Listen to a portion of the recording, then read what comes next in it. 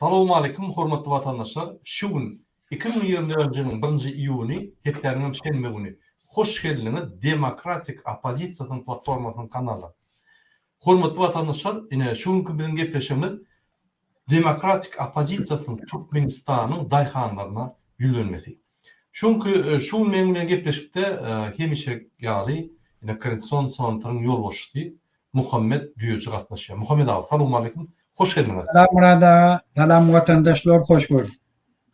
Hormatly vatandaşlar, yine efirimize başlamaka biz häzir size bir näçe videolar okuýar. Türkmenistanyň gelen videoları birmin. Ýa şu videolar bizim temamyza dirişler. Lütfen vatandaşlar, birmin.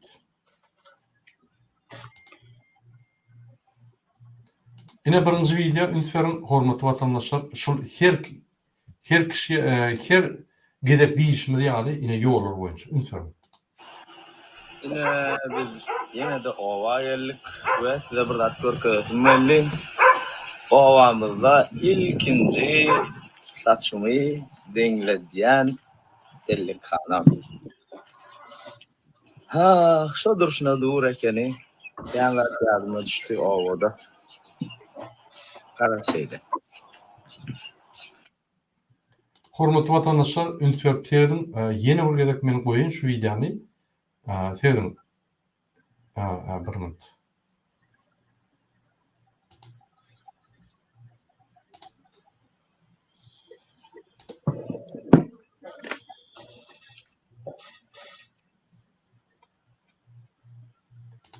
Okey. Böyle. Bunu her koymak kıyım oldu. İkinci videoda edelim. Yani birinci videoda ünitverenin olsanız yolları okudun yandır. Şol oğullardaki yollar. Elbette oğullardaki yollar arkadaki şehirden. Şunun için onun yadayı, katervet yadayı. Yine ikinci Yağış yağar, damzırtı şavardap, dün akşamdan beri şıpırlarımız şakırdap, antenalar in olmanı aralap, yıllıkların sesi gelli şıkırdap, şol pırsat döredi asmanımızın buluddu, arası hava bulaşman bizimin usavaydı, mağazina bir köpülüp erkim allı, Söyledim şemali, söyledim yağışı, yağış yağan günnüydü, yağış yağan günnüydü, bir köçede açarım açtı, bir köçede tigir yarılı, yağış yağan günnüydü, yağış yağan günnüydü, antenalan bar podullu, usulun ki hedil vallahi.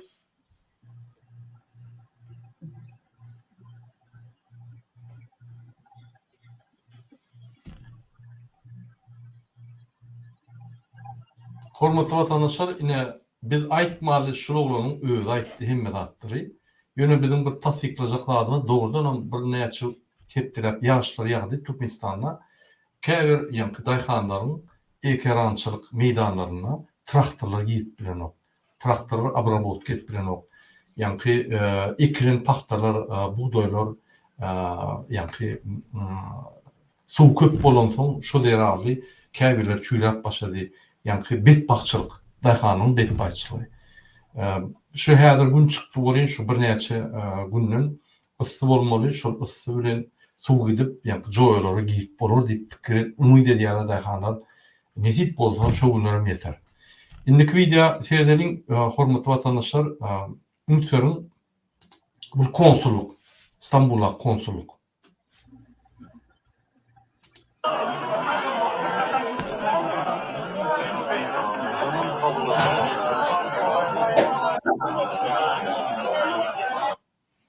Bunu men näçe görkezdim, hormatly vatandaşlar, yine Türkmenistanyň gelen maglumatlar bar. Türkmenistan hökümeti fersap bolan şu maglumatdan inni pasportlary daşypda berjek bolýar. Şo netije gelipdirler, şonu ederlermi etmelermi intek belgisi ýok. Ýöne şu netije bermeli diýip gelipdirler we şonuň bilen aktivistlaryň ýa pasportlaryny alyp şolary berme, şolary ýa-ni tapyp almak üçin şu çäreleri geçirýärler. Olar ýa-ni pasport berip adamlarymyza kömek etmek üçin kim köpden mer pasporty gerýän bolsa, o ýerde bir çıkış edýän bolsa şoň agzlaryny beklemek üçin ine şo netije getdirler. Ünfer deredim eger pasportlar çalışacak bolsaňyz özüňiz oturup pikir edin nähili pursatda pasportuňyzy ýa-ni hukuksyz çalışyp bolar. Nähili pursatda pasportuňyzy ýa-ni ofitsialny çalışyp bolar. Şol atlar gatnaşyp yerli adwokatlar bolsa, yerli правозащитниктер bolsa şolar bilen maslahatlaşyň. Ýagdaýyňyzy düşündirin. Şolar size gowy ýa-ni maksatlar berer. Gowy ýa-ni düzgünler hem aýdarlar.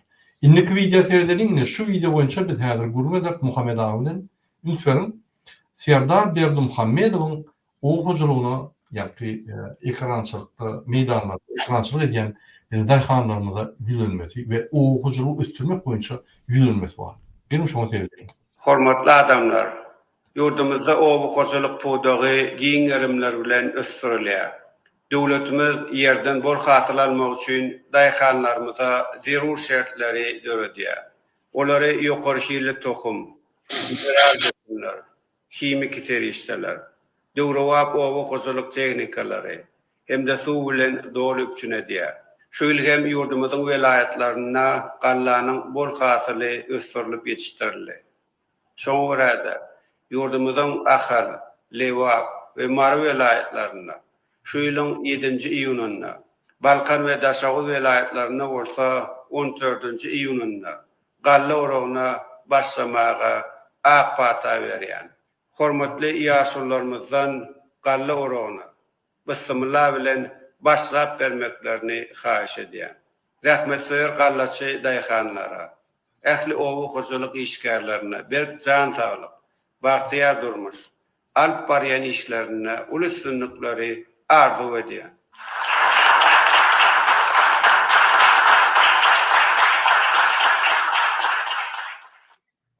Ine Muhammed ağa Demirgazy Koreýanyň dälle Türkmenistanyň Demirgazy Koreýada ýaly hökümetiniň ýolbaşatynyň çykyşy.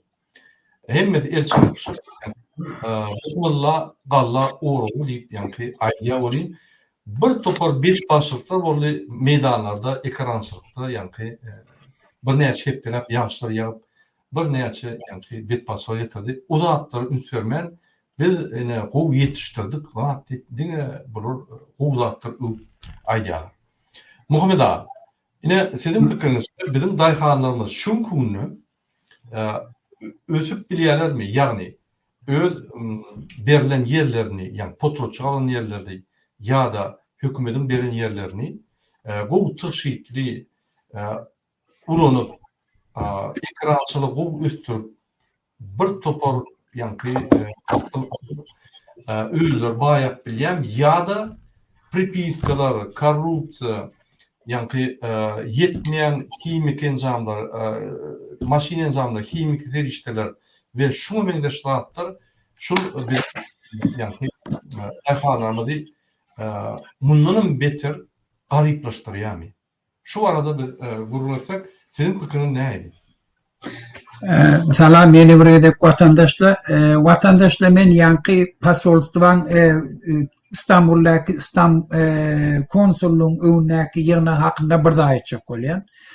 Vatandaşlar teredin, Türkmenistan döwleti eger döwlet boljak bolsa, hökmen borçly öz grajdarlaryny dünýäň haýsy noktasynda da bolsa dokumentsiz goýmanlar. Şu esasy borcu döwletler. Türkmen döwleti şu güneçellin şu haky bozup gelýär. Oň netijesinde de milyonlarca Türkmenistanlılar daşar ýurtlarda kösenip gulçylyga boyun bolup berdi. Şu meseleni biz iýdi giderli gallyryp geldik. Şunu hemme ýerde aýtdyk. Türlü goramalara hat ýazdyk. Inne netijesinde de Türkmenistan döwleti mecbur bolup oty. İslemese de Türkmenistan'ın grajdarlaryna daşary ýurtda dokumentlerini düzeltmäge. Şoň iýdi giderli dowam etmek üçin biziň halkymyzyň aktiv ýene hereket etmegine baglylar. Eger biziň watandaşlarymyz şu zady talap etmeseler, ýa viziýatga bilen şonu düzeltjek bolsalar, Yine de bu haramzade devlet önkü edişyanı eder sebebi olara Türkmen grajdarlarını kulçuluğa iyi vermeyi amatlı. Ta ola adam olup yaşarlar. Adam olup den haklı işlep aylık almandan ola korkuyor. Sebebi Türkmen grajdarları özlerine adam duysalar, dastoyunu işleteler, dastoyunu aylık alsalar, bayasalar, hükümete kovuptalar. Şol için ola şunki etyen işi dine, şu batışlan neticesinde. Şun devam etmegen dine bir da bağlı, o da bizim aktivistlerimizin, bizim halkımız iyiligiderli şu meselelerini ulu mesele deyip dünyanın yüzüne car etmeyine bağlı. Bir mesele boyunca. Yankı Türkmenistan'da yer meselesi boyunca. Vatandaşlar, yurt Türkmenistan birinki. 70 yıllar sosyalistik sistem vardır. Sosyalistik yani demeklik halk hem emlakı eyedi. Hiç kimin eyeçilik diyen dadı yoktu.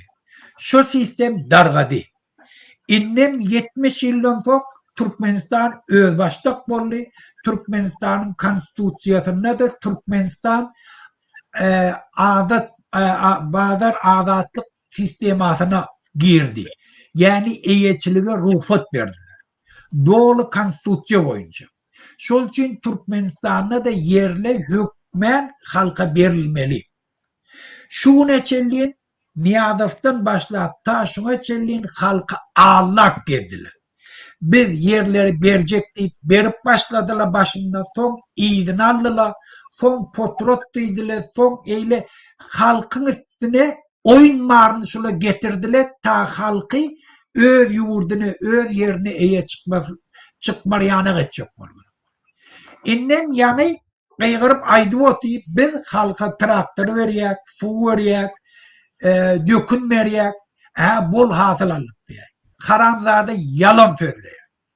Halka hiç tat verene, bula halkı kul edip yerde işlet yerle, buğdayı tonlasına 100.000 manat ya neçe veriyem orada alıp şolun elinden doğru bilen alıp doğrular bilen tat yerle. Paktanı yığdırıp bizim çağalamızı yığmana ek edip hükümetin içinde işleyen adamlar kulçuluğu fedavar edip paktanı yığnat yerle, halka ücüz şu pul ver yerle, ona direkt paktanı 4.000-5.000 dolardan sat yerle. Bula dine halkı kul edip taklayan. Eğer yok, şuna eğer çınlanam yurdun befidin isteyen olsa da, eğer yurtta dayhançılık, ovukoculuk, öser yanı edecek olsa da yerleri halka vermeli. Dünyanın hem ösen yurtlarının tecrübesi şundan ibaret. Hiçbir ösen yurdu yok ki eğer yer eyeçiliği halka vermedik oldu. Hem ösen yurtlarda halk yerin eyeleri. Şolu özler ne ekecek olsa ekyerler, nira satacak olsa satyarlar. Eğer şu şart Türkmenistan'da döredilmese, hiç vakit yerde ne bol hasıl alıp bolya, ne dayıkarla azat işlep, öz çeker devletine iyi çıktılar. Şol için Türkmenistan'da birinci edilmeli zat yerleri dayıkarlara vermeli. İkinci edilmeli zat, ovukoculukdaki teknikaları hükmen şu neçeliğin türüp veren adamlara şertli şolara vermeli, ta şola öz türyen adını öz eye çıkıp öz malı hükmünü görüp o zaman dayıkarlı bilen şertname esasında olan yerlerini türmeli, paktalarını yığmalı, ya beyleki etmeli işlerini etmeli. Üçüncü de hükmen devlet öz üstüne borç almalı su üçüncülüğünü. Sebebi Türkmenistan'da yeketek su üpçün edip bolacak dayıkarlı yerlerini Karagum kanalı. Karagum kanalı 32 yıllar Türkmenistan'ın içinde seyredilmesinden şeyle tavsırlar. Şol için Türkmenistan hatta öz almalı suyunu Amuderya'dan alıp bilene. Özbekle köp su alıyarlı. Sebebi onu kanalı doğru arastalat durdu. Türkmenistan bolsa hiç vakt şu zady ünf berena. Diğer kaçma etye göne hiç vakt şonu araktalanak şol çiğnem su üçüncülüğü Türkmenistan'ı öğren kıyınçılık. Türkmenistan devleti eğer dayhançılığı Türkmenistan'ı östürecek bolsa onu birinciden ünf vermeli zady su üçüncülüğü. Su üçüncülüğü etjekde bolsa arkada şehrin vurmany şoň 5'den 1'inin kanali savremenni görnüşinde su hiç yana gitmer yana tığşitli hayırlanar yana özüne degişli suyu Amu deryadan alar yana etjek bolsa şoňa sarp etmeli. Göne kıynansagan Türkmenistan şoňa sarp etmäni direksiz arkadagy Aşgabatda vurdy. Beýleki oblastlarda şol üçin kösenýär. Arkadagy bir şäher vurdy, bir Arwahlan şäherine vurdy. Bir adam içinde ýaşanak göne pul çykda jedildi. Innem şonu saklamak için bütün Türkmenistan'ın hükümetin içindeki işleyen aylıklardan şonu saklamak için köp pul sarf ediliyor. Şol için direksiz dağda dine bir maksat bilen Türkmenistan'ın baylığını oğurlamak niyeti bilen arkadaş şehir vurdu. Burada ben son yenlemedi. Atı doğru birleştirsen yani o sözleri biz gayet gelir. Yine men umum bir maglumat verecek bolýan. O huzur diýme. Dünyada ve Türkmenistan'da. O huzur Türkmenistan'da jemi içerki öňümiň 12,7%'ni emile getirýär. O huzurly ykdysadyň möhüm pudogudyr. Ya o huzurluk derarly beýlik pudoklar ösüp bilýär. Biz gelecekde Türkmenistan gurulmazda, yani gelecekte o huzurly içerki öňümiň 60%'na yani kaldırar. 12,7%'dan 60%'na çeýle galar. Näçe? Sebäbi şol öndürilýän öňüm 60% din o huzurluk dälde gaýtyp maldarçylygy yani onu degişli transport ulgumlaryny östürür. Onu degişli demir ýol ulgumlaryny östürür. Onu degişli yani içinde söwdany östürür. Bir topar şu o huzurluk pudogyna bagly pudoklar öser. Şonuň üçin haçanda sen nevit gady yerden alıp daşyna eksport etsen, diňe nevit gady pudok öser we transport öser boldy. Başgalat ösen ok, ýöne haçanda sen o huzurluk östürsen ol ýanky ýylda ýaly ýylda trak diýe ulgumlar ötüp gidýär. Şoň ýanky ötüşi ýylda ýaly beýlik pudoklara täsir edýär. Şoň üçin o huzurluk östürmek hökümetiň iň esasy we zerur maksady bolmaly. Ine Türkmenistan umum ýerleriniň ýanky diňe 4% ekrançylyk üçin ulanýar. Türkmenistanyň işi gücüniň, jemi işi gücüniň 48,2% o huzurluğunu işler. O huzurluğu yerlerde ve fermalarda ekinler ve hayvanları öndürmek bilen bağlanışlı ykdysadyň bir esasy pudogudur. O huzurluğu, ekrançylygy, maldarçylygy, guşçylygy, balyk ýaly ýanky ulgumlary östürüp, ýetiştirip, şu ýaly hasyl alıp, ine bütün döwletde birinçiden alyp, ýanky hopsulygyň käplendirýär we goşmaça pudoklar östürýär.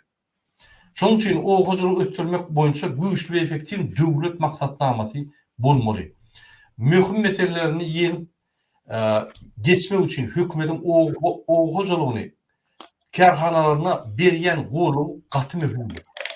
Şoň üçin o huzurlyk ministrlik maksatnamasyny o huzurlyk ministrlik maksatnamasyny taýýarlamaly. Men okap bereýin bir näçe maksatnamalaryň gelecek maksatnamalyň möhüm zatlary.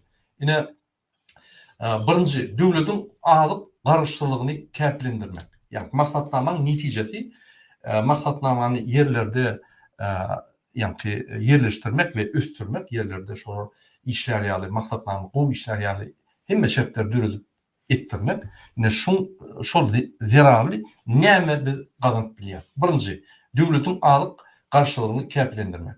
Diýmek erteki güne çölü üçin, un üçin ya beýleki haritler üçin betbarçylyk bolan ýagdaýynda da biz arqyn ýaşap bilýär we hökümet ümçünçiligi üstünden biz ýanky alyk haritlaryny dogry meçherde alyp öňüp ösüp bilýär. We ondan naşary egerde bir maşgalara ýanky sosial taýdan pes maşgalara az kayıtlar pes yani ulunyan az kayıtlar pes bolsa hükümet tarafından rezervdan, gossrezervdan kömek etmeli. Yine şu zatlar yok şun Türkmenistan'a gossrezerv yani hükümet rezervi, az hükümet rezervi ya da Avrupa'da az bankı değil ya şuna. Az bankı yok. Pul bankyalı az kayıtların bankı. Yani birinci yerde almalı produktlar ya birinci almalı produktlar yok dedi şolda. İkinci, inovasiya teknologiyalarını oluşturmak, agrotenarlık toplumunu oluşturmak, o hocalığın kerhanada golu vermek ve pudon maya oyunlarını önüne çekmek arkalı milli önlerin halkara bağlarındaki behteşe ukuyuplığını yok olundurmak. Üçüncü, kerhanın maliye durnukluluğunu yok olundurmak ve o hocalığının tüvölündeki yani hemme boşmoço kerhanlarını üstürmek. Türkmenistan'ın yer bağırtlarını köpeltmenin ve ulunmanın neticelerinin yok olundurmak. Yani Türkmenistan'da şunun benim aydışım yani 4%'a golu ekrancılık meydanları var. Şunu biz köpeltmeli. Eğer de biz şunun 4% ekrancılık meydanları 12,7 yani götürüm umumi girdeciden, devlet girdeciden beriyen mi olsa biz şu 12,7 yok orumunu 60% kaldıracak olsak onu biz onun yani yerlerinden 4%'dan diyemedim diyenine 5'e biz kaldırmalı demek 20%'da yetmeli. Onun dışında biz her yerden alınan yani ekransal üstülen alınan hatırının yok olundurulmalı. Tabii şu olmasa bolamaz. Onun için o yerlerini östürmek ve o ilatının üçüncülüğünü yok olundurmalı. O demek ne yani? Türkmenistan'a o yerleri yani katı ötmek boyunca katı bir pes yağdayda şu yerde ne de pes yağdayda yerleşiyor. Şöyle ne de metbuat öyleri, medeniyet öyleri ne de yani institutlar, teknikumlar, uçilişler ya da şunu mendeş rahatlar, yollar, logistika değil ya, yollar, kanallar, zeykeşler, Qatar yadaydı, köprüler Qatar yadaydı. Demek o huzuru biz üstürmedek, şöyleki yerlerdeki şertler üstürmedek, o huzuruna adamlar, o huzuruna işleyen adamlar şehre geçerler. Ve şehirde olurlar. Ya taksçılık ederler, ya başka bir adet ederler, ekransızlık etmediler. Biz üstürüp bilmez. Şunun için haçanla o huzur gelmedi de, dine hatır almak, ekransızlık hatır almak değerli, o huzuruna işleyen adamların şertlerini yok olanlar. Şolar şertler döretmek. Finans orundan Muhammed Ağa'nın aydışyarlık katı doğru ait geçti. Bir yerleri halka vermeli. Paylamalı 50 yıllık, 49 yıllık. Halk almalı şu yerleri ve halk arayandanı hükümede tölemeli. Hiç yeri pasaylık olmalı. Bir hakim öğü tanışına yani yerler ver ya oğlum arayanda ikinci gerek arayanda bakını kaldırıp dahanları ver ya da tutuyup yani şovur dayhanları, şovur işleyen yerlerin dayhanlarını pasaylık bulup ulunup iki ortada haritlanan bakını aldırıyor ve dayhanların yadayını ağrıya da getiriyor. Yani şu da hatları yok olup gitmedi. Şunun için dayhanlar üyüşüp yerler alır yani biz finans soruları, kreditleri yani doğrulamalı. Mümkünçülük etmeli. Onları mesela için 5% kredi etmeli. Ne yapıp şu zatlar ediliyor? Tabii eğer de biz o huzur yani üstürtük multiplikasyon yadayda beyle kullanılır oluyor. Katı vacip. O ekonomikanın motoru oluyor. Esas gücü oluyor. Lokomotivi oluyor. Şunun için bütün dünyada o huzurluk üstürtük geliyor. O huzurluksuz devlet yok. Dine yani nevit gaz satıp yani avtozapravka döndük dedi. O bolmalı. Şu kuvvetli devlet yolbaşçıları niye aslanmaşlar? Berdi Muhammedovlar o huzuru dolanıp bilen o. Şunu biz göz yitirdik. Dolandırıp bilmeden şunu da biz göz yitirdik. Demek bunu reformalar gerek o huzurda. Dayhanlar yerleri paylamalı. Muhammed Ağa katdoğru etti. Birinci. İkinci, inovasyon teknoloji etmeli. Üçüncü, finans şertler üretmeli.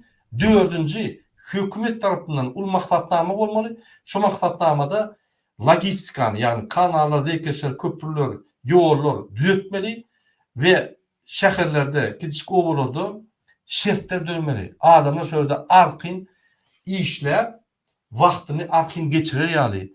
Sebäbi şäher bilen owanın arasyndaky şertler deň däl. Adamlar şoň üçin Aşgabatda içek bolýar. Aşgabat, Dubay onun için Türkmenistan'ın müçhür gözünün Türkmenistan'ın gражданlarynyň gözleriniň müçhür öňçe Aşgabat, Dubay ýöne Qarum etrafy Mar welaýatynyň ol bir gidaýçylyk Afrika döwleti. Hatta Afrika döwletleri şol owadan ýa-ni şol etrafdan şol okujulygynyň ýokary. Ne şu zatlar gitmer, şoň üçin düýp bir reformalar gerek Muhammed Aga'nın aýdyşy. Muhammed Ağa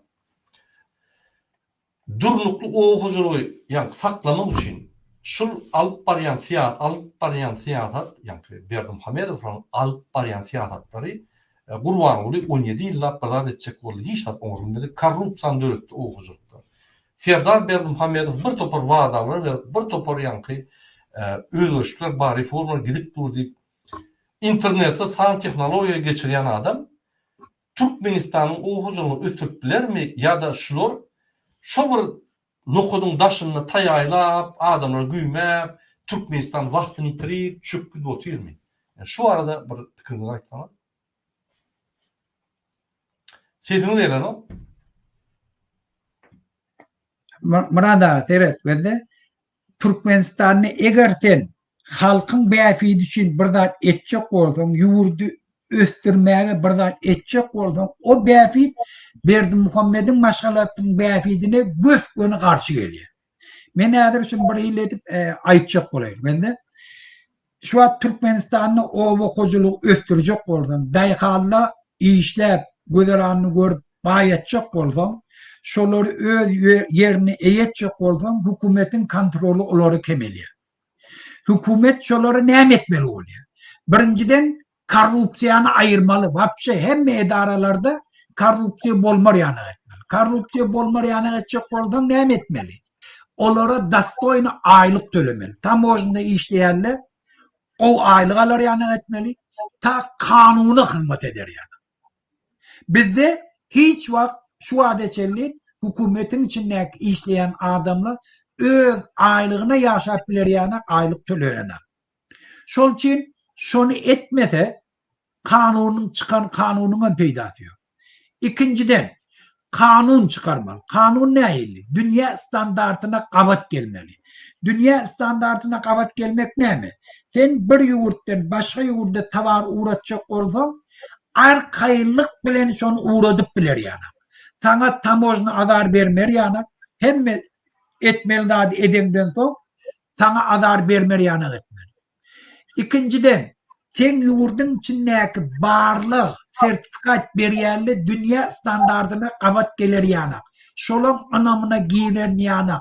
Hemme kanunyň bukbolaryny sabludat ederýär. Dünya standartyny sabludat ederýär. Guramalar gerek. Olam Türkmenistan'da yok. Her edara sana sertifikat berjek bolsa hökmen pul alýar. Ondan ol iýerilýän tawarın karşısynda dünya gabat gelýärmi, gelmeýärmi o bilen işi ýok. Şol üçin Türkmenistandan iýerilýän tawarlary iýine gaýtarýar. Hatta ortiýet iýerilen pomidorlaryny iýine gaýtarýar. Näme üçin? Tebäbi olan gabat geler.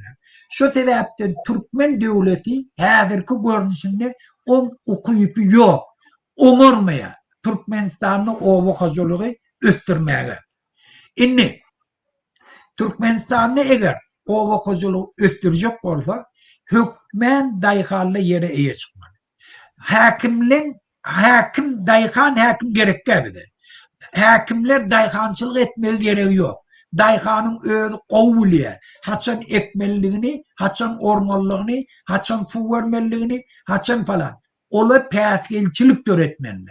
Gaýtam hemme kanunçylygy, şertler döretmeli, daýhaly işläp öz öndüren hasylyny azat rynakda satyp bilerýär. İslenlik ýurduny ýa eçerde.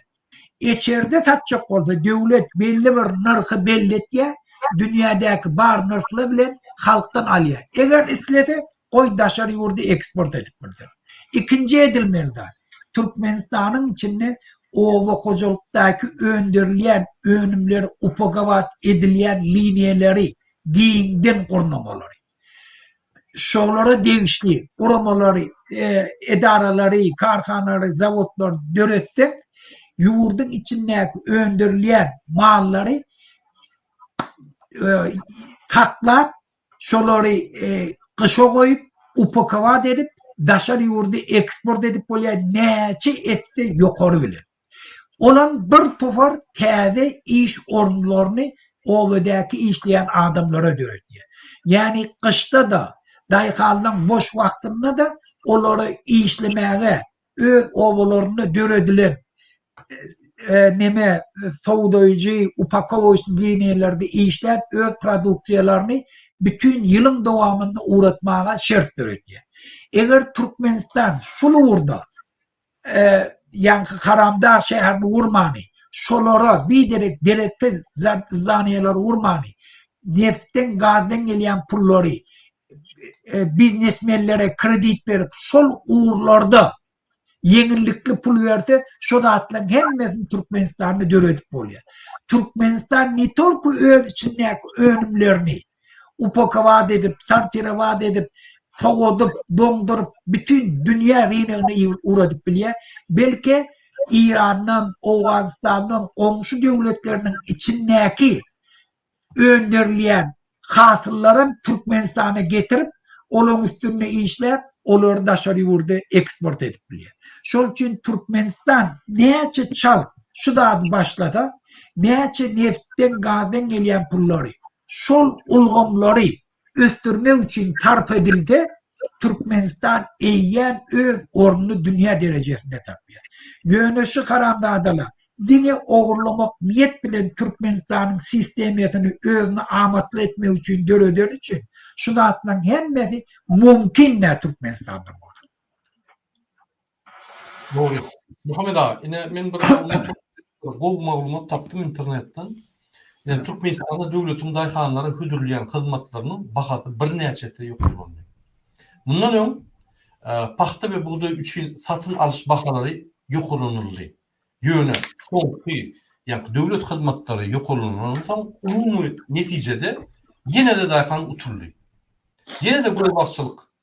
Yani bular hükümet dolandırmanı ya bilen ok ya yürüytü hükümet halka karşı, dayıhanına karşı dolandırıyor hükümeti. Şol uğurda dolandırıyor. Ya başça mu düşündürüp bolan ok. Eğer misal için umman alanında da o paxta ve buğday üçün satın alış bakaları yukarılandırılan olsa, häzirem devlet hizmetleri yani su goşmuş pul goşmuş su olmak için ya su olmak için yani su için pul galdy, tohum ve dökün tölemek için yani bakat galdy. Ve beylik servisler için bakalar galdy. Häzir hatta bir traktorista haş etseňem ofisial tarapdan yani resmi tarapdan sen pul töleseňem onun üstüne 100 manat, 200 manat yine de şu traktör şa bermeli. Sebebi umum hükümetin alyan enjamları yeterlikli değil. Umum remontlarını ya da becermek işlerine yani enjamlar yeten ok ve öz pulunu koymalı bolýar, benzinine, kerosinine pulunu koymalı bolýar. Şoň için o nereden pul almalı? Yine de dayıhandan. Hekimden başla. Yani dayıhanlar hizmet ediyen servislerin hemme yolbaşçıları, onun işgärleri, traktörçiler hemmesi yine de barıp şol dayıhanlardan pul almalı bolýarlar ya öz korrupsiýa işlerini etmek için.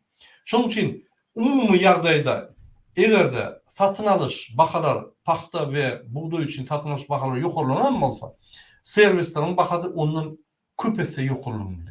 Gelmedi maglumatlar öködeň ine Burada şurada bir jada deyip ol bir dere oyun. Ol oyunu girmeliler. Ne mi hükümetin ne mi iş var satın alma. Ol dine adık üçüncülük için hava bir toforda atlar satın alıp biler o da dünya narkı bilen arzın. Ne mi iş var başka da atlar bilir. Hükümetin abiyaznem de traktör vermeye sana udabreyle vermeye. Yani yerler hükümetin arenda veriyor. Bizim esas maksadımız yerler halka bağlamalı. Halka vermeli. Bu motorda. O bilen ne yerler taşıyıp peydalanmak, Tamam. norm veriyen halka şu normalları sen şu uğurda ekoloji uğruna yani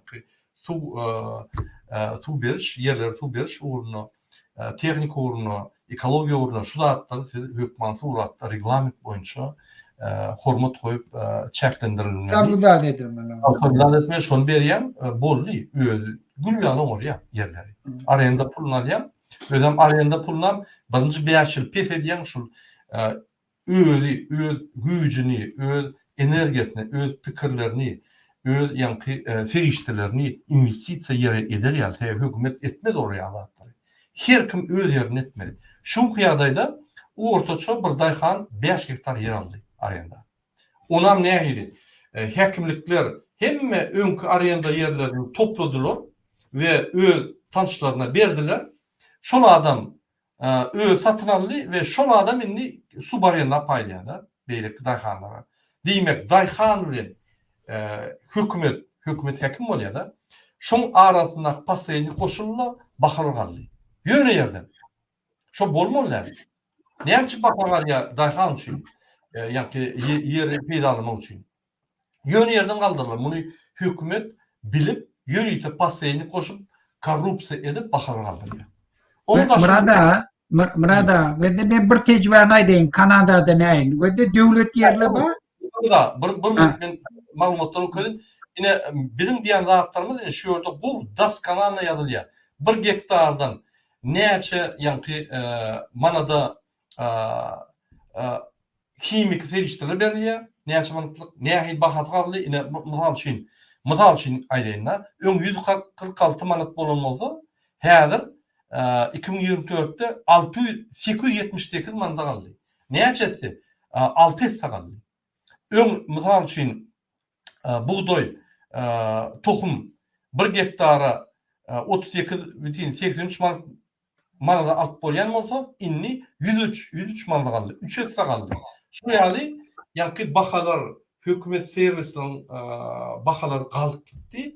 Yönü bunun bir ayın yani satın alış önümlerini 10% mi ya bir neçe % kaldı da yani 30%, 40%. Yöne beyleki tohumdan başlap, kimik seriştirlerden başlap, hükümet hizmetlerinden başlap, şu zatlar 7 etse, 6 etse, 3 etse kaldı. Yani din kaldırmak değil bu. Bu Muhammed Ağa'nın deyişiyali, yöne gözünü yani cadığı yani gözünü almak. Göz bakışılık değil yani. Muhammed Ağa, aylarının başlangıç sözümüz yok. Ben de birinci aytacaklar şu adı kovpsızlığı boyunca dün Human Rights Right'ın представитель Türkmenistan'ın Cenevre'deki представител'den duşuştular. O Hacif mi kim adı? Şu bilen duştular. Sonra şu mesele boyunca Türkmenistan yalan söylüyor. Bütün dünyadan giydiğe ağız kovpçuluğunu üçün edip bilen aktı ya Türkmenistan'ın içinde. Yani halk közeniye diye. Zat boyunca. Şol için bunlar onun üçün edip bilen aktı. Dünyanın anlayamdı. Sebebi ağız kovpçuluğu üçün etmeklik her devlet adam hukukları deklarasyasına değişli ettiler. Yani devletli borçlu öz halkını ağızlık bilen üçün ettin. Eğer üçün edip bilmese aydılmalı. O zaman dünya yani bütün dünya ağızlık bankı var. Şu tarafından kömek ediliyor. Bunlar şundan hem giydiğerli.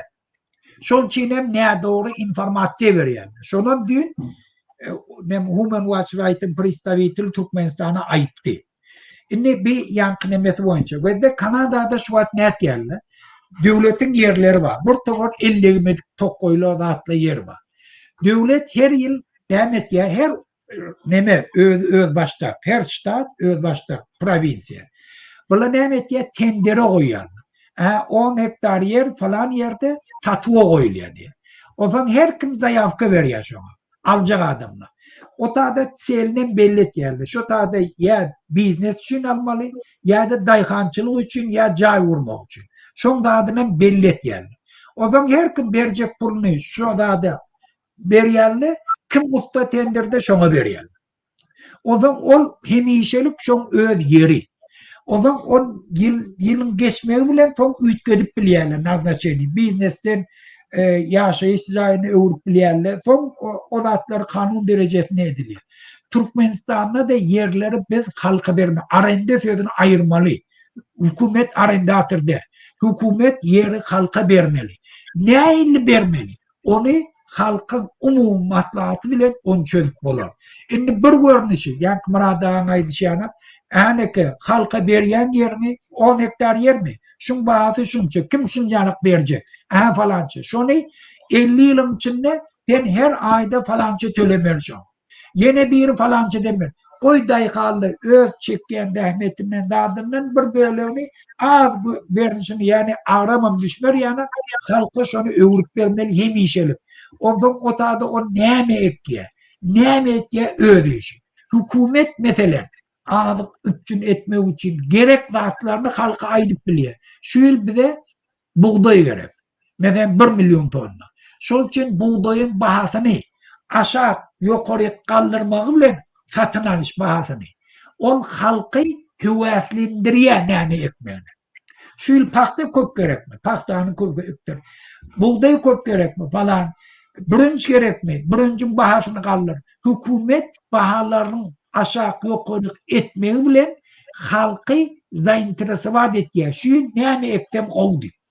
Bolly. Hükümet ona büyru vermek gerekke, onu ek, bunu ek falan etmek. O da gereği yok.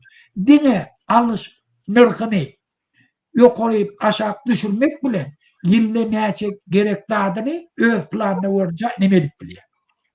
Şunun için hükümetin borcu yerden değil mutlak. Vermeli dayıkallar nemetini şunu. Doktor Bey'le geçtiğin Muhammed abi, dinletelim. Yer hükümetinki değil. Yer halkınki ömüm. Hükümet, yani bir prezident saylýar, ol hükümet, öz hükümetin saylýar ve bize hizmet etmeli. Yer aslında bizimki. Hükümetin. Doğa bizimki. Bizim ata-babalarymyz ön hükümetem ýok, zat ýok, öz yerlerini gorak gelýärdi. Yerler şolunky. Öňden gelýän bize ýanky Fransuzlar diýär vestige. Öňden gelýän bize ýanky miras. Ol hükümete ona dahil yok. Şunun şu hükümet yer mumki, hükümet çalıştı, başka hükümet geliyor, yer onku mu? Yok. Her vakt halkın kalk çalışan yok. Bir nesil, başka nesil yankı çalışıp geliyor.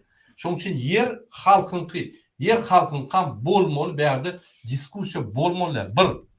İkinci, benim fikrimçe, bunlar maglumatları ağlayalar, hem bütün dünyanı, maglumatları tefsir ağlayalar, bütün dünyanı ve Türkmen halkını. Şular Gurbanly Serdar Berdimuhammedow Fırat. Elementar iqtisadiyeti düşünmek. Oğuzun dolandırmak için o yerde ulu iqtisadiyetçi olmalı, ulu tecrübeci olmalı, ulu yankı dünya karışın katı gin olmalı. Fe boş başlaça bulunak, bunu dünya karış var. Bir bu torun karıp sanıyar, Niyaz'ın elini oğuşak gelen, öz arkada edip öz millidir yatan, beyleksem on oğlu Kaka'nın kresatının gorak gelyen, borlu. Şulka adam Türkmenistan'ı östürür mü? Şulka adam Türkmenistan'ın oğuzculuğunu östürür mü? Elbette yok. Öz-özümüzü ağlamalı. Hormatly vatandaşlar. Yine men size bala dedim. Fransa'da, Amerika'da şeyledir, Kanada'da şeyledir. O oğuzculukta işleyen adamlar öğünle, stollu oturup traktor ayırlar meydançada. Traktor ayırlar yani satelitten ekranına seyrediyerler de elinde pultlar bilen traktorlar yer sürdürüyorlar. O yerde hükümetin dahili yok. Traktör alıyor, Soryal traktör, problem traktör koyuyor. Yani bu zapravka diye içine ve öğüne girip traktörü vuruyor diye meydana. Meydanda da yani satellit'in üstünden yani internetin üstünden traktörü yani nimet işlediği bollu. Soryal inovasiya teknolojiyalar gerek. Türkmenistan'ın maglumatlar, ofitsial maglumatlar Wikipedia tereder. Türkmenistan ikisi öz paxta çıkaryan önümlerini pes etdi ve düýünden ýa-ni alyp gaýtlaryň düýünden ýa-ni ekrançylykda alýan önümleri ikisi peseldi. Öňkü Sowet Soýuzynyň ýa-ni maglumatlaryna göre we şuňky maglumatlara göre Türkmenistan ikisi peseldi. Ýöne ümit berseňiz biz 91-nji ýyldan depkinli ösüşde gidýär. Bir ýylym ösüşde ýylymyz ýok. Diýmek 91-de eger biz ösüşli gidýän bolsak biz diýmedim diýende ýa-ni 2-3 esse 91-nji ýyla çenli öndürilýän ýylla öndürilýän önümlerimiz 2 esse 3 esse ondan ýokary bolmaly. Gynansak da biz 2 esse pesalýar. Diýmek oğuculuk ösmeýänlerde gaýtyp çöküpdir. Ine esas maglumat. Oğuculuk dolandırmak üçin bir uly bir neme gerek? Elementarny bu bir ekonomik zadaça. Yani ekonomik bu mesele. Bunun finansını dogulayan, içinin logistikasyny dogulayan ve yuridik şertler dogulayan. Maksatnamanı goýan bolly adamlar şert bolýar şol. Adamlar öýleri hökümetden üçünçülükli dolanıp bilýär. Pullaram, yerleram hemme adam. Näçe çasny biznes gaty çalt mewsal çalt ösýär, hökümet biznesi diňe hökümetiň podдержкасы bilen ýa ösýär bolmasa durup galýar. Türkmenistanda hiç bir hökümet biznesi ýa resurslary satmak, tebrik resurslary satmakdan başga biznes ýören okdur Türkmenistanda. Sebebi korrupsiýa. Sebebi şöyle dolandyrýan spesialistler, hünärmekler, menejerler halkara derecesi yok şolun halkara derece. Gatipet derece. Türkmenistan ýatyk döwlet. İnternet yok, maglumatlar yok. Profilaktikany etdirmek üçin prof kadrlary ötürmek üçin ýüýtülen, gullanan kurslar yok. Ýüýtü programmalar yok. Diňe bir zat bar. Kim näçe pul berer, bir wezipany alır, kim näçe köp pul ogurlar we halkam şoňa terip ay ýaşa bilýär şo. Malady daş edýär. Ýa-ni biz ters ýoldan gidip durýar. Biz dogry ýoldan, hatda ykysady dogry ýoldan gidem dok. Bizim ykysady dogry ýolumuz däl, bizim ykysady korrupsiýon ýolumuz. Hatda şu ýolumyzyň näde dogry? Bizim umumy bar gidýän ýolumuz näde dogry? Siýasatda siýasatda bütün dünýäni ağlamak siýasat ýok. Bütün dünýä siýasaty nol, daşky siýasat, içki siýasat mundan beter. Bizim içki alyp barýan hökümetiň içki siýasaty netijesinde Türkmen halky daşynyna gul bolmuşlar. Ine içki siýasatynyň netijesi şol. Oň detallaryny tersek, ýa aýlyk ýok, işçilik, ýene bir zat, ýene bir gör. Ýöne umumy şu içki siýasatynyň netijesi prezidentiň ýagny Türkmenistanyň ýerine ýetiş hökümetiniň alyp barýan içki siýasatynyň netijesi şol. Prezidentiň siýasaty näde dogry? Ykdysat siýasat näde dogry? Çöküpdir Türkmenistan. İşçilik, zavodlar ýapylyp otyr, pullar ýok, konvertasiýa ýok. Ekonomikaň esas motory manat hümedi ýok. Çalşyp dur, bazar kesitdiýär, döwletlerle bazar kesitdiýär. Ýagny gara bazar, onda da bazar däl, gara bazar kesitdiýär. O ýerde de emhemen we döwletiň özü kesitdiýär gara usuly bilen. Türkmenistan hemme zat ýa korrupsiýa bilen ýa gara usuly bilen dolandyrylýar. Ofisial zat ýok. Türkmenistanda döwlet guruş sistemasy ýok. Türkmenistanda döwlet guruş institutlary ýok. Bir kanun bolsa barara yer ýok. Suwpa kezapçylyk barýan ýa-ni bir organyň hökümet işen organyň üstüne jaňa etmek bolsaň barýan bolan ters netije çykarýar.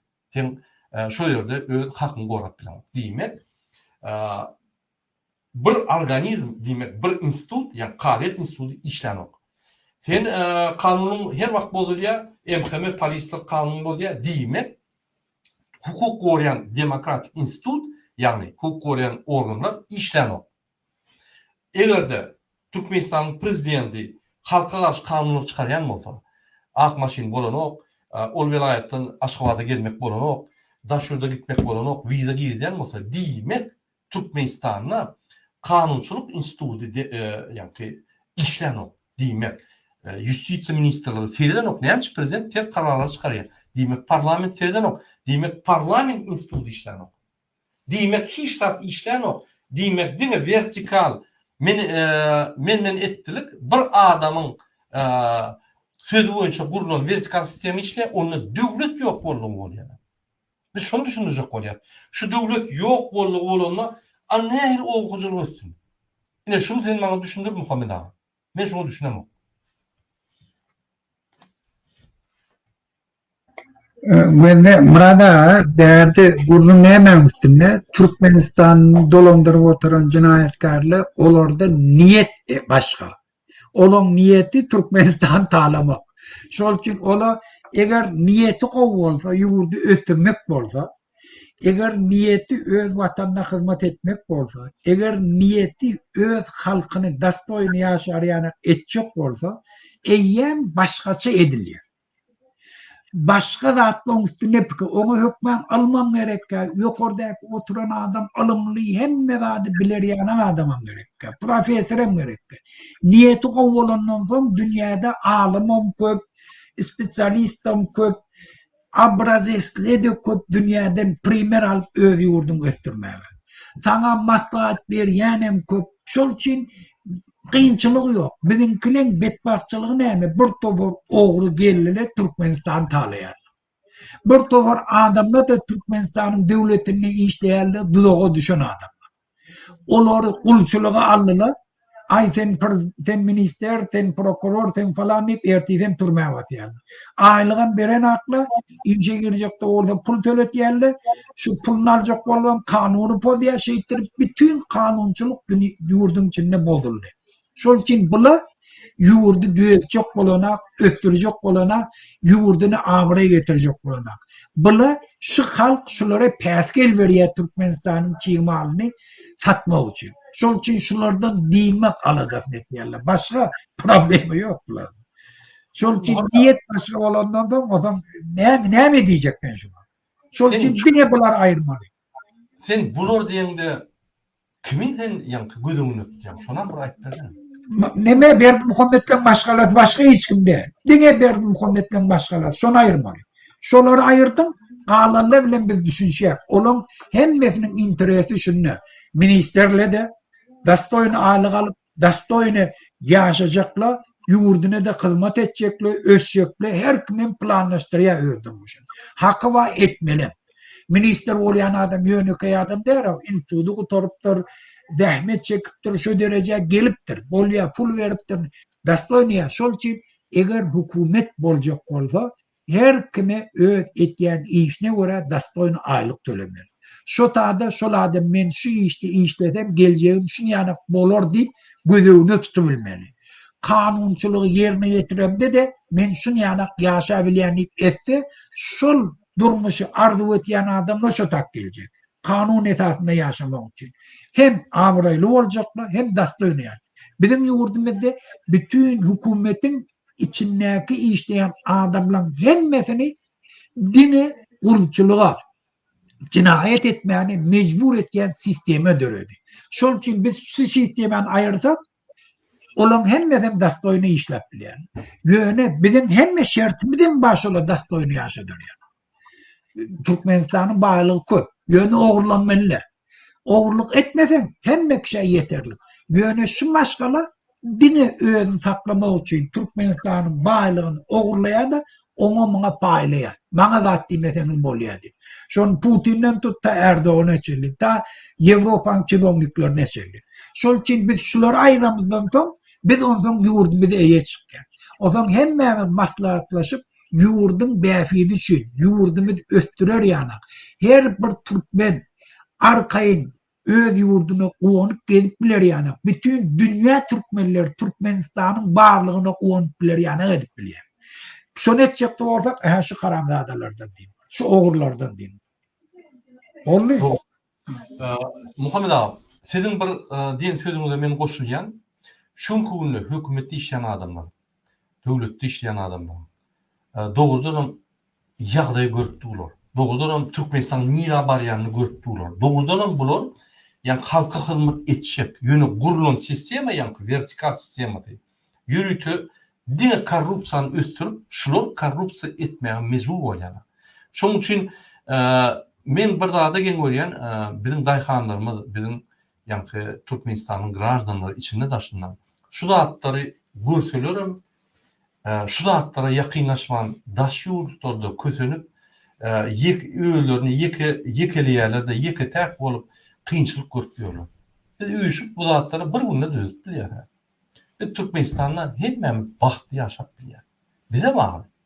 Bizim önümüzde böbet bolup duran zat yok. Ministrinin kötünye, hekimin kötünye, ananın havarla tutup duruz. Cüvlerini değil mi yürü ağırlı tablet kılın. Şolun esadına durur bunu. O keyip çekkerler arasında yönü 24 saatte keyip çekse 1 saat çekkendir qalanı. Dine giyce onu aledip yüreklerimi ançıp neyel gün geçireni iptir ediyorlar. Paris'ten başlayıp hem Medine'den başlayıp onun durmuş olmuyor. Şunun için eğer neticelesek biz o huzurundaki işleyen dayhanlara ve şolar hizmet eden servistaki işleyen adamlara o huzurlukla bağlı olan adamlara yüzüyor. Biz devletimizin içindeki her hil katlıklarına yüzülük gördük. Ministerlere, polis, emhame kuluklarına yani organlara, hukuk koruyan organlara, devlet işgärlerine, ini dayhanlara yüzüyor. Türkmenistan'a o huzurluğuna ulu reformlar ve güç reformlar gerek. Şun vakti köp yıldan beri gerili. Şul iksani iki keleli prezident şu reformları hiç vaktim etmedi. Muhammed Ağa gatı doğru ellekeşti. Benim alanlaşan şu töbülün şu reformu edenine öğüleri işten bitmeli oluyor. Şunun için onun öğülerine karşı reformları etmedi. Şunun için eğer de sizin umidiniz bağ olsa Türkmenistan'ın o huzurlu ne şül olmadı indikil ötür o umidden siz ayrılın. Realne yaşam. Bir umid olmalı. Şu iki keleli prezidentleri ayırıp bizim saylamadık adamlarımızı ayırıp Türkmenistan'a o huzurlu neyel ötürk bolya. Biz özümüz inisiyatif verip öz yankı fikirlerimizi koyup orta alıp masağa taşıp güçlü reforma programmasını döredip şunu biz yerine getirmeli. Birinci bilen yer dayhana 5% hemişelik, ikinci bilen şol dayhan şu yeri türmek için hemme şartlar döretmeli. O demek neyme? Logistika, yani kanallar, reykeşler, hovullar, yollar, köprüler onurulmalı. Hükümet tarafından. Onun hiçbir dayhan derlişliği gücü yetmiyor. Niye hükümetin yani gaz, nevit satıp şop geliyen umum halkın daha olduğundan şunu investisiya etmeli. İkinci, dayhanlara investisiya vermeli. 5% su doları vermeli. Gıyıtka möklüklük, ulu möklüklük su doları vermeli. Ya da 10%'ları ummasız pes olmalı. Biz investisiya etmeli. Devlet tarafından halka investisiya etmeli. Yani dayhanlar eğer o huzur kaldırsa umum giyideciler kalmalı. Dine o huzurda beylik pudokluk, mallarçılık, sumko kojodan yaşayan sumko nime diye o yani yürüyüşte ulgunma, şol ulgunma öfye, ondaşının transport ulgun öfye, buğday daşarlar demir yol bilen, maşinler bilen daşarlar. Demek eğer de maşinler, buğdaylar, elevatorlar işlep başladı bizim teknik kadrolarımız da maliye. Ya olur becermeli. Bizde koşmaça kerhanalar emele geliyor. Yani maşinler beceriş, demir yol beceriş kerhanalar emele geliyor. Demek bizim injiner teknik kadrolar üst başlıyor. Eğer de transport perivozkolu ötse demek export öter. Export şartları ötsek export öter. Pullar gelip daşa öter. Şu pullar dem yağdayda yani her bir ulguma paylana da yine o huzurda işleyen bizim adamlarımız bay olur. Şolar adam tuturlar. Yani işler tuturlar. Bizim bu olurdaki yaşayan adamlarımız daşarı yurda gidip bulçuluk etmeliler. Şu yerde kontrakt bağlaşıp o huzurda işleyen adamlarla işleşip şu yerde olurdan arayanda alıp ya da olur servis edip pul adamlar bir topar firmalar emeleler o huzurda tutulacak. Unutmayın. Hazır kumne Türkmenistan 10 milyarda kolay eksport ediyor. 8 ile 10 milyardın arasında eksport ediyor. Eğer de biz o huzurun üstüyle yine de 60% kaldırsak eksportta onunla 6 milyarda kolay koşmaça eksport oluyor. 6 milyar pul o huzuru günden geliyor. Şu yerde işleyen adamlar ve şuna bağlı pudoklar şu dolarlar alıyorlar. hükümet onun üstüne 20% endiyasını alır. Olum alıyor. Hükümet onun üstüne lisenzi alır, onalar, munalar olum alıyor hükümet için. Umumi pullar köpeliye Türkmenistan'ın oğuzuluk öteye yine şu reformaları etmek için yürüyüte maktatnama olmalı. Büyüş maktatnama. Şu maktatnamani Gatı doğru Muhammed Ağa belirleşti. Benim aralaşan şu hükümet, yani hükümet deyip hükümetim yok. İki kelleli prezident etmeye, reformları geçirmeye, o da ya da şehirde adamlar ağır pul kazanır yani. İki kurs edip şunun yani alyan pulları ağır bulur yani. Yani hükümet kursu boyunca bütün dünya malumatları için $700-800 alya edip gürküler yani. İki kurs ödedip bütün dünyanın ağırlap kez dapsırlık gelir. Yine kıyıt şunun için bizim darhanları yüzlenmişsiniz. Birinci bilen siz bizim alıp barayan işimizi gollan. O demek neyme? 16 iyunlu kurbanlık, birinci kurbanlık günü oluyor. Size meçhitleri üyüşünde şu yerde bir 20 tane toru veriyor. Yani iki yıllık prezidentler şolar cevap vermeli. Şunun için ne yapıp o var orada? Yani o hocalığına reformları geçiren yok deyip soru verir. Şunu cevap vermeli. Eğer de şu sorulara cevap vermeyse onunla bir hem Mehmet bir soru öne koymalı.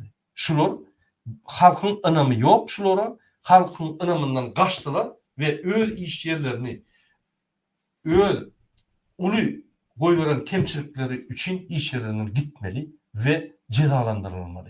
Yine 2 tane soru. 20 tane soru. Yine şunun için hem meni neticelesek o hocalygyny kaldıracak bolsak, sizin ýagdaýlaryňyzy gowlaşdyrjak bolsak, sizin şertlerinizi, yaşaş şertlerinizi, diýdejlerinizi köpeltjek bolsak we hemme wagt siz hakyky ötüşde boljak bolsaňyz, diňe bir ýol bar. Biz üýüşüp şol iki sany, iki kelleli prezident döwleti basyp alan, hökümetimiz basyp alan, bizim Türkmenistanymyz basyp alan iki kelleli prezident karşı biz sorulara koymalı ve şu sorulara cevap olmasa onunla bir soruları işte boşaltmalı. Kanun etatını ayırmalı. Kanun etatını. Başka yol. Burada yani şu burada koşuk oluyor burada. Ben devletin borcu dinge siyaset çıkarmak. Mesela ben Kanada'da bir misal vuracak oluyor. Hükümet ekologiyanı korumak için özüne planı var. Mesela şu biri elektrik enerjiyani hayırlanmanı pefetmek. Şol için ne ya? Bir planı şeyle. Hemme grajdarlarına ait ya. Eğer siz öňüňizi aknolar öňkü izolasiýa edilmeyen aknolar çalışsaňyz täze çıkan iki nemeli aknonu koysaňyz hükümet şu 50%'ini öz töleýär. Odan şunu orada işleyen kampanyalar var. Yeke öylere bak reklamı veriyor. Eğer siz şunu etseniz şu tadı yazılı. Falanca raskodu oluyor, falanca devlet töleýär, falanca siz töleýäňiz. Onun banklı kredi veriyor. Her ayda falanca tölemeli. Ondan sonra şunun peydası neydi? Her yılla siz şunu yanak şundan size peyda oluyor. Yani pulunuzda ekonomi etýäňi deyip hatlar odan her kim şonu çalışıyor. Ya mesela ben oğlum elektrişen lisensli. Odan bula nämet ýa. Şu lampiçkalar var ya, köýne lampiçka, elektrik energiýa köp ýakýan. Şonu täze çıkan lampiçkalar bilen çalışmaly. Odan edaralara bar ya, siz eger şunu çalışsaňyz diýe, şunça bahasy bolýar, şunça devlet töleýär, şunça tölemeli. Her yılda da şunu yani ekonomi etýäňi dip berýär. Bar ýalda da hem çalışýar. Ve de men näme devlet yokordan oturup bir siyaseti belli etýär. Yerine yetirýärli eýýäm halkyň özü zainterese bol, peýdasyna gidip şonu etýärli. O hojalyk meselesinde de devlet adamları zainterese etmeli. Onu tayak bilen kowlap ýörmeli, polisiýa uladı. Olan bar ekran yerlerine polisiýa koyup hasıl nere alıp gitýän demek gerek. Zainterese etmeli. Peýdasyna bolsun. Haçanam daýhanyň peýdasyna bolsa, daýhan şol işi etýär. Oğurlap etýär, dogry bilen etýär. Şol üçin hemme zady kanunçylyga laýykda boljak bolsa, daýhanlara ýer bermeli daýgaly istendadyny eksin, döwlete bir zat gerek başny bolsa, şolary zainteresowat etmeli, ol ekýän zadyndan bir ekýän bir etmeli zat. Bizim diýänimiz etse, kän peýdasyna bolýar, şol üçin özü dabrovolny şoňyşy. Ýöne biz eger şu haramzadalardan dinmasak, ýurdumyzda biz eýe çykyp bilmeýär. Biz ýurdun içinde, hükümetin içindäkile kösenýär birinji oçur, ikinciden daýgaly gulçuluk derejesinde okuwçylary bigarya kitýärler, doğrulap çäreler kitýärler, paxta ýygmaga kitýärler. Ýurdun içinden 1 million daşarda Türkmenistanly kul bolup ber. Eger şu gulçulukdan azat boljak bolsaňyz, şu betbaççylykdan azat boljak bolsaňyz, öz ýurduňyzda eýe çykjak bolsaňyz, çağalaňyz indemeýler, beýle kösenleri ana etjek bolsaňyz, onda gurbanlykda barın. Şu taýda ýanky berjek soralarymyz berin. Kanun esasyny eger jogap berseler, bizim peýdamyzda jogap bermeseler, berip bilmeseler, eden işlerini düşündirip bilmese, kanun esasından şu karamzadalyğa gitmeli. Bilmesen belli, bel katlayın, öz watanynyň karşısına dönüklük eden üçin şu karamzadalyğa gitmeli. Bolly. Ine hormatly daýhanlar, hormatly oguwçylygyna işleyen we şo buğdaga degişli goşmaşa servisde işleyen adamlar ýörenýär. Gelin hemmämiz oguwçylygyny galdyrmak üçin ulu reformalar ederi. Ýöne şu reformalar etmek üçin güýçli reformalar. Ananyň şu reformalar başlanyna ertiden başlap, sizin günüňiz diňe gowulaşmak bilen gider. Ümit veren bolsaňyz 30 ýylda sizin günüňiz gowulaşmady. Bir gowulaşýar, bir mundan beter bolýar. Bir gowulaşak bolýar, bir aýlyk ýene mundan beter bolýar. Şu bir noktadan daşyna aýlanyp durýar. Sebäbi şu reformalar diňe sile gerek we demokratik opozisiýa gerek.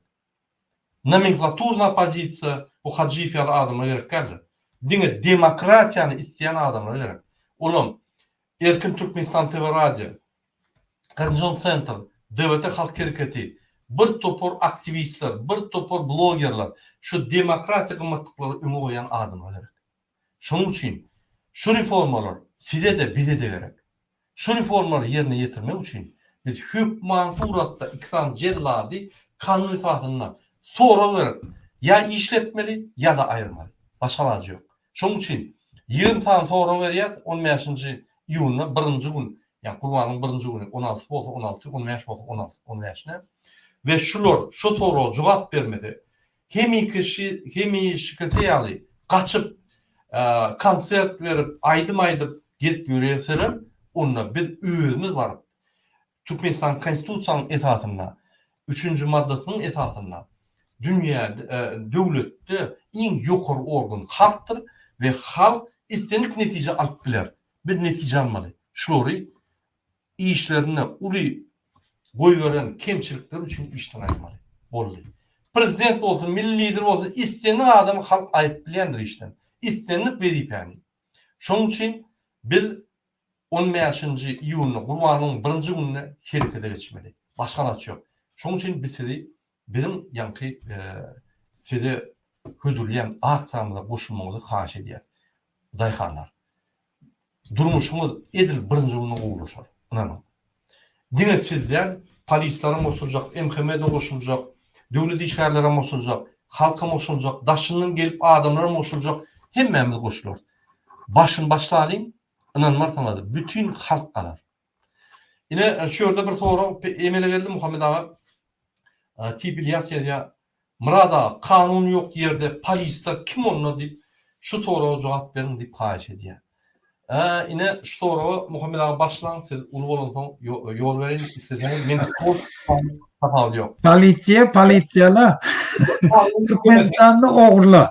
Hemen oraya diye de. Yo, bende şu da bizim burdumuz şu üstüne. Sen indi men polisiýada bolu döwlet parlamentçy berýär maňa kanuny goramaly, kanunçylygy düzgün goramaly. Men özüm öz ýaşamak üçin pul gazanmalar bir ýerden almalar şonu. Şonu men işleýän ýerimden alyp bilmesem nerden almaly? Nerden almaly ýerdiňe bir ýok. Kanuny bozýan adamlardan doğrulap bulanmaly. bahana gözläp pul almaly. Men işe şu polisiýa bolmak üçin pul tölemen. Şo pul nerden almaly? Şonu kanuny bozup pul almaly. Şol üçin Türkmenistanda kanuny goramaly adamlar elementarny ýaşamak üçin kanuny bozup, cinayete baş goşup, öz vicdanynyň garşysyna gidip, öz goňşularynyň ýejek çölegini agzyndan almaly. Şol üçin bir topar oğurluk. Şol üçin arasda kanuny hyzmat etjek bolup barýan adamlar da kanuny bozmaga mejbur bolýar. Bizim Türkmenistanymyzyň ýagdaýy şu. Şo sebäpden aýtýar. Bizde kanunçylyk şula dursa bolup bilmeýär. Kanunçylygy ýurdun içinde yerine ýetirjek bolsaň, kanuny goraýan adamlar dastoyny ýaşamaly. Eger kanuny bozup işten gitsele, näçe biz ýatkada alfa bol, şo taýda işde köp kazanjağını bilmeli şolar. Meselen prava üçün $100 aljak. O aýda $1000 pul alýardy. Näme üçin? Şol üçin maskara bolup gidip birinden pul aljak bolur. Ýöne eger 1 milyon ise mümkin o bersin. Ay bir ömür ustady işlemde 1 milyon hiç men bilmem oğlaýny gitmek mümkin. Şu ýurtlarda da baş ýany. Ýöne biz şonu minimalna getip bilýär. Dastoyny aýlyk bersek, hukumetde kanuny goraýan adamlar. Ola kanuny sabludat etmeli bolýar. Ýöne şonu bermeseň bar kanuny bozdydy. Doğru. Yine menem şu jogap bereyim. İki sözde düşündürsem, ja ýok, ýöne sen şonu goramaly. Sen boş howan goraýan. Şol ýaly. Ola bir tarapdan ýanky dünýä garaş.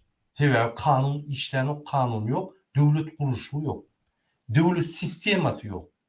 Döwlet sistemasy diňe wezipelerde şo döwletde ýanky institutlar bar. Institut diýmek hökman okayan ýaşaýyş ýa-da okuýuş jaýlar däl. Institut diýmek gurulan organlar, organizmler. Organizm diýmek ine mysal üçin karyat, ýokary karyat, onun ýanky velayet karyaty bar, onun şäher karyaty bar, onun etrap karyaty bar. Ine şu guruluş sistema karyat institutlar diýilýär. Şoň üçin haçanda bir institut diýilmedi, ýanky demokratik institutlar diýilmedi. Ine şu karyatlar demokratiýany gorlamak üçin institutlar. Bir ýerde kanun bolsa, ýa bir ýeriniň demokratik haky bolsa, derrew şular gelip ýanky adalatly karyata geçirip adalaty ýerine goýmak üçin demokratik institutlaryň biri şahsy karyatlar. Beýlik parlament.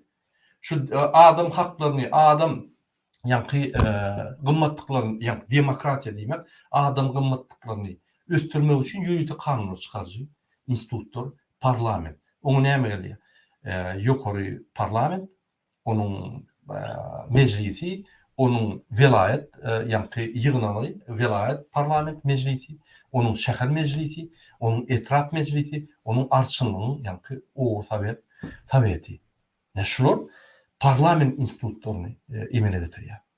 Egerde ýerine ýetiriş instituty, ýerine ýetiriş hökümeti, o näme?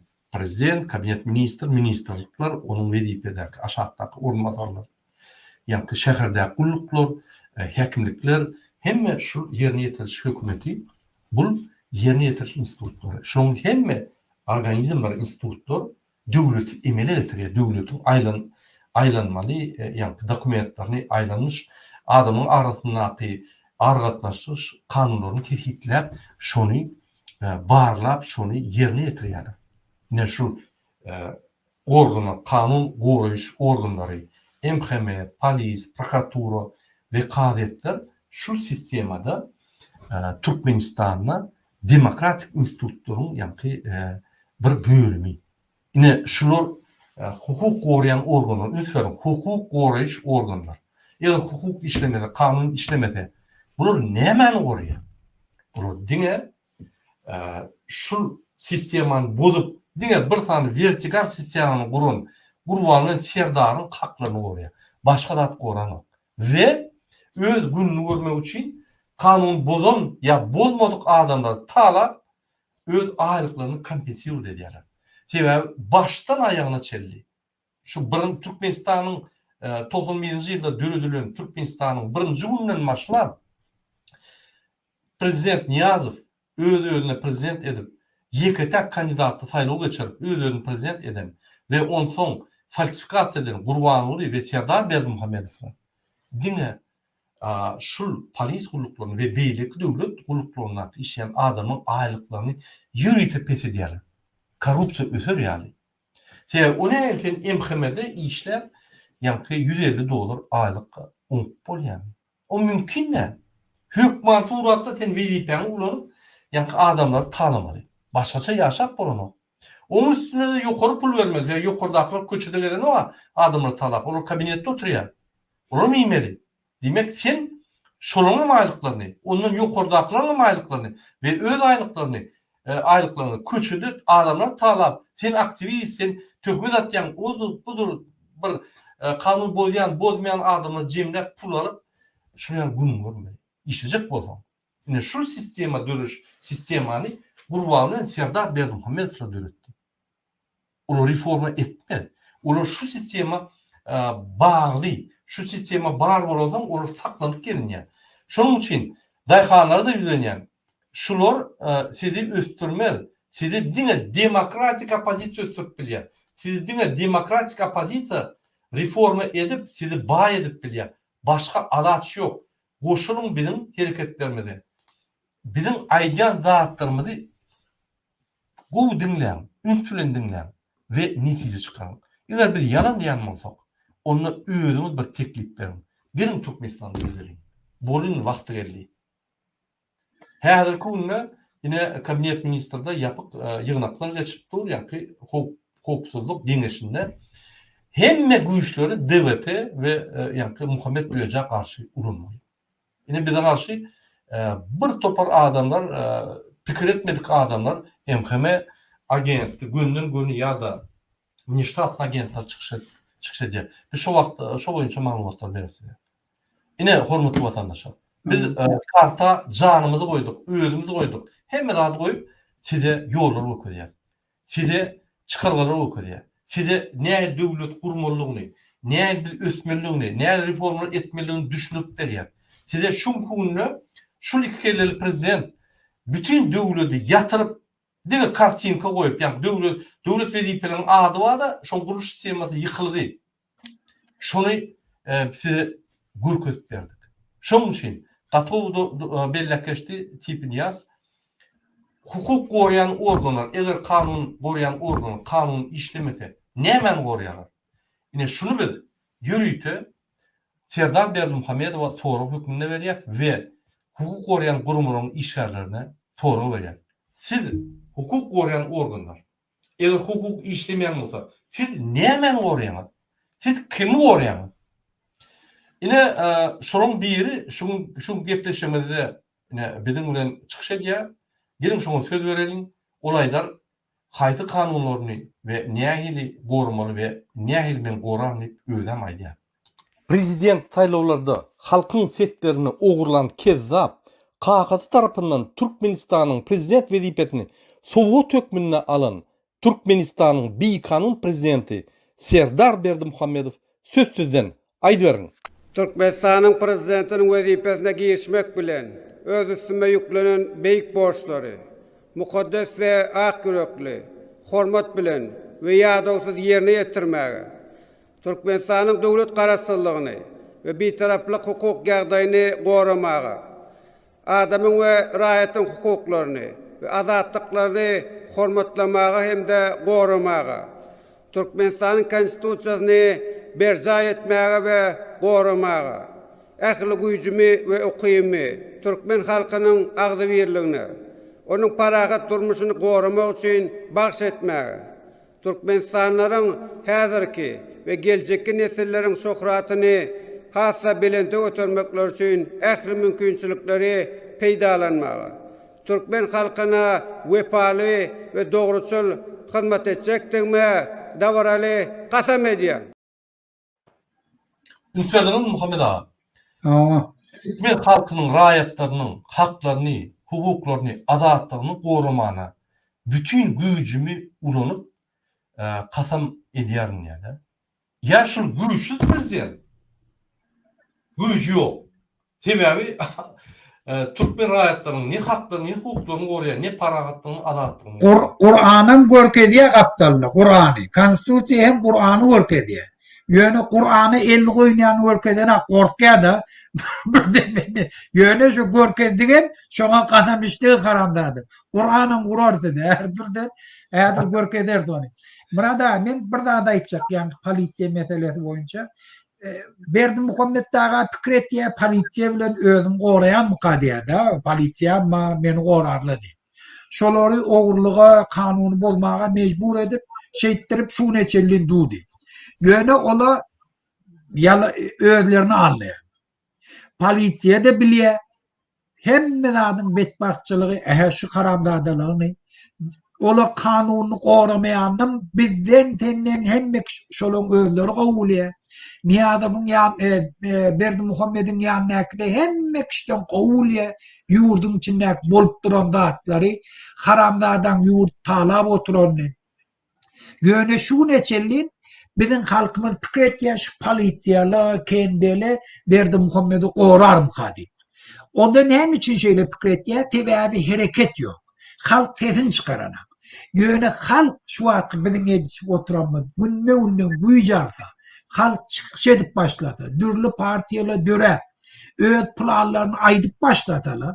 Haçanın hükümetin hiç zat edip bilmeyenli, korkayanlı hükümetin içindeki büyüsüyle şolun hemmefi haçanın balans ütgeceğini bildi, şu halk tarafına geçeceğini mettemeyelim, şun tarihi hamtu bu dedim. Şol için Berdimuhammed özünü ağırlayan, şöyle beni korar deyip, ola hiç vaktim onu koramıyor. Şol için bizim halkımız kurbanlıkta barsala mescitlerde, mescitlere yığınançtalı polisiyeyle eğyen halk tarafı geçiyor. Kendi hükümetin içindeki işleyenlerin hemmesi halk bilen raydaşlık bildireceği meslemeyelim. Şuna hiç iyili şekli şopaya edip oturma. Sebebi biz bir kanun dedi, ola polisiye şunu neyme, vatandaşlar şunu düşünelim, hem neyme. Hükümetin içindeki işleyen adamla ne mi fikir ediyor? Ya ben her halka sesini çıkarana. Benim diye şu işe geliptir, beni bağlım şununla diye. İşte da bir yıl günüm görü otayım diye. Maşinim ma diye, aylığım ma, kırıp çırpedip, pulalı bileyen diye. Bir doğru adamla işini, tanışma işlerini kömek edip, bir viziyat kalıp günüm görü bileyen diye. Eğer şutadan gittim Türkiye'de kul olmalı ya, onun görü otayım. Şol için ya hem göreyle hem oluyor deyip gidip böyle. Hemmesi şeyle vatandaşlar.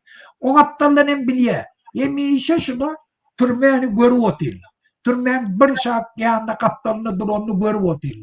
Çala bir yanlışta, çala bir pul kazananını görseler başka yok ortasındaki duran. Başka kurama gelip şunu bağırlap şunu türmeye başlayacak, viziyat kalacak olayanı biliyor otayım. Şol için ona da günne korkuda geliyor. Yani kımradan aydışıyana yağlarını tabletkeler bayenmediler. Davleniyede. Şol için ona da şunu yana günne gelip bir. Şunları şu nemeden halk tarafa geçirmektik bizim köp çıkış etmemiz. Halkın köp tesini çıkarmağı, halkın kurbanlığa barmağı ması var. 5 bin adam var ya, 50 bin adam varsa şu hükümet özünden yıkılıyor. Sebebi hemme kişi biliyor. Birinciden Berdimuhammed'in özü biliyor. Halkın eline düştüğü neyim edeceklerini biliyor. Şol için olu zatlarını, çimedarlarını yığına kaçmağa tayin oluyor. Şol için halk şunu bilin. Siz sesini çıkarsanız, siz köçeye çıksanız, siz mescitlere varsanız hemme hükümetin içindeki işleyenle de biz bilir. Biz şolara garantiye veriyor. Biz eğer şu hükümetin içindeki işleyenler halkı kollasalar, halkın iyiliğine dursalar, halkın karşısına cinayet etmeseler, halk şolan eden günahlarının geçip bileceğini hem Mehmet tezek takip eden durmuş yolumuz başlayacağını da şolara garantiye veriyor. Şolu da gelecek hükümette hem demokratik opozisyon, şu atlım öne çıkarılan hemmesi size söz veriyenler, yurdun içinde eğer ütköşüklük bolarsa size hiç illi diyen yetmeye, sizin aileniz şol ütköşüklük bolun günden neçe etti artıya ta siz cinayete baş koşmur yani. Kanunçuluğu korat bilir yani. Kanunçuluğu kaytarıp getirip bilir yani. yurdun içinde parakatçılığı dol üpçün edipleri yana size dastoyna aylık töleceğine söz veriyor. Şol için halkın tarafına geçin. Korku oturma eğer hükümet ütköte bize falan diyerledi. Yok. Biz garanti veriyor. Şolun hiç kaydının burnundan kandanmayacağını. Eğer halk tarafı verirse. Sağ olun Muhammed ağa. Yine biz şu kesitçek gördük de yürüydü Türkmenistan'ın içindeki adamlar bilen. Bir etrafta katı ise iyi ulu etrafta öyle 15 huzurluk yani o huzurluk bar etrafında katı ise 200 tane polis var. Katı ise. Ve 30'u kolu emkemi işler var. Yani emkemi işler ve kontrazvedka. Katı ise 250 tane adam var. Bu iş o 500 olsun. Ümsörüm bir etrafta 500 adam. Bir etrafta ben ulu etrafın yani grubunu diyeyim. Ulu etrafta 15-20 tane o huzurluklar var. Her huzurlukta değmedim diyenine 2000, 3000, 5000 adam yaşıyor. 50 bin adam, 70 bin adam şolur karşı 500 adam çıkma etrafında. Şolur ayağa laysa şu 500 adamcık kaçarlar. Yönüşüm kuvvetine bir de veriyen hem maglumatlara göre 80% Paris işgalleri halkın tarafına geçecek oluyor. Yağdadılar. Halis yağdadılar. Aytiyarlı yemen mi yerde aytıp görülü? Burada yani. Şimdi şolur dine efirde çıkış etmek kaldı. Vada almış şolur biz bariyer. Bizim efirde çıkış edemedik. Başkası neymiş şolur düşündürüyorum. Yok, Azatlık Radiyası'nın aytiyarlı adına aytman çıkış etken kop Azatlık Radiyası'nın. Sonra MHM işgallerinin 60%. Şul yani devlet işgalleri tayar deydiği şol. Devlet işgallerinin 80% tayar şol çalışmağa. Hatta prezidentin ahranı kulluğunun 80% tayar şol çalışmağına. Bizim halkımızın 21% kaldı. Kalanları tayar. Yani şunun için o huzurunlakı işleyen dayhanlara yülleniyor. Ve şolları çayaklı, şolları bağlı, bir topak vurmaların işlerine yülleniyor. Oğullan şu hareketleri gelin kovdurmuşta yaşanın, gelin Türkmenistan, kovu Türkmenistan kurulayım, dövüşümüzü açık gidelim mi? Hiç kime işlat bilmem, değil mi? Kovu yaşanın, değil mi? Hürmetli vatandaşlar, biz yine çağrış ettik demokratik opozisiyasının adından. Şunu devlete halk hareketi, Kardinal Sanatı, Erkin TV Radyo, bir topar arasında blogerler, bir topar demokrasiyanı kollayan blogerler, aktivist, gраждан aktivistler, bir topar aktivistler geliyor. Yine hemlerin adından biz sizi çağrış ediyor, kanun yolu. 20 sonra koyan halkın adından referandum hükmünü yani prezident, ikili prezidente şular şuna cevap vermedi. Öz işlerine ulu koyulan kıyımçılıkların için biz şuları kanun etatına işten almalı. Biz şol yani geçirilecek çevre sizi çağırıyor. Hürmetli vatandaşlar şunun bir efirimizi oturuyor. Muhammed Ağa, köp tanrı yalkatın gelip öz fikirlerini yanında ve bizim halkımıza bir topar motivasyon yani sözleri, motivasyon misalları getirip düşündürüyanında köp sağ olun. Hürmetli vatandaşlar, indik gepleşiklere çenli hoş sağ olun. Sağ olun. İndik doğuşu geçelim.